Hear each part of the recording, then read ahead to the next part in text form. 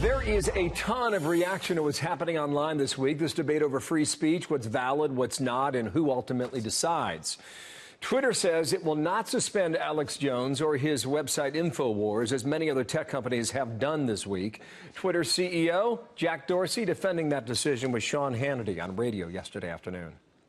We do not shadow ban according to political ideology or viewpoint or content, period. We rely on a bunch of signals. We'll certainly miss things. And we're certainly going to make mistakes along the way. Well, Fox News media analyst Howard Kurtz hosts a Media Buzz. He's got you got a story for this, for years to come. I mean, how we sort through it, how we figure it out, how we justify what is appropriate and what is not. What do you think?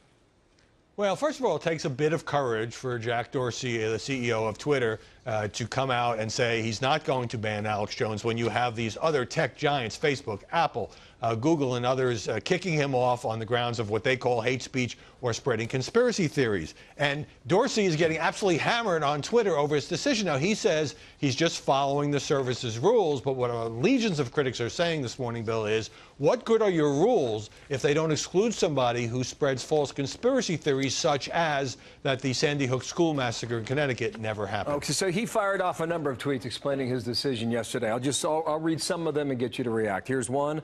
Accounts like Jones's can often sensationalize issues and spread unsubstantiated rumors. So it's critical journalists document, validate, and refute such information directly so people can form their own opinions. This is what serves the public conversation best.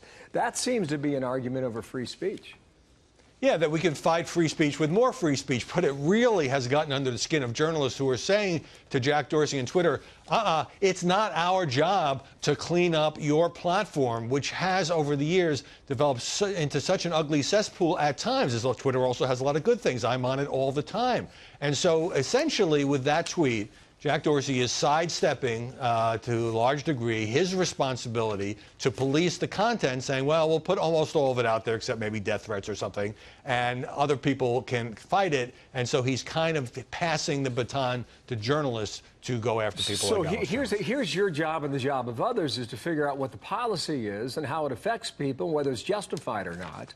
Dorsey defends it this way. Here's another tweet. Truth is, we've been terrible explaining our decisions in the past. We're fixing that. We're going to hold Jones to the same standard we hold to every account, not taking one-off actions to make us feel good in the short term and adding fuel to new conspiracy theories. He's obviously given this thought. But I come back to the same point time and again. How do you define this? What is hate speech to you? What is it to someone else? What is freedom of speech to one person? What is it to someone else? Where does this definition take us? And that, Bill, is the nub of the problem. Shaping up for a long time. Go ahead. Yeah, absolutely, because, look, it's a private company. They can ban or not ban anybody they want. It's not a First Amendment issue. It is a free speech issue. And the problem is that Twitter, and Facebook has a similar issues, has been inconsistent in how it applies this. It does seem that there have been more retaliation and shadow banning despite his denial against conservatives. So there's a lot of concern there. It can be a slippery slope. But you have to draw a line somewhere. Otherwise, you're just saying, hey, we're like the phone company. People can say whatever they want. But the problem is this turns off your customers. Some journalists and others have been leaving Twitter because they're tired of the relentlessly toxic atmosphere. So the business model is everybody says what they want, but there is then the sort of moral debate over, don't you have some responsibility here? That's a great point. You can really go in the gutter on some of these websites. There are a lot of trolling out there. Maybe you let the public decide whether or not they want to use your site or go somewhere else. Ultimately, the marketplace will decide. By the way, this has been good for Alex Jones in this sense. The Infowars app, Jones's app, is trending #1 on Google Play. It's #3 overall on Apple. The publicity is helping him. Well, Howie, more to come. I know you know that. Howard Kurtz in Washington. Thank you, sir. Good to see you, Bill.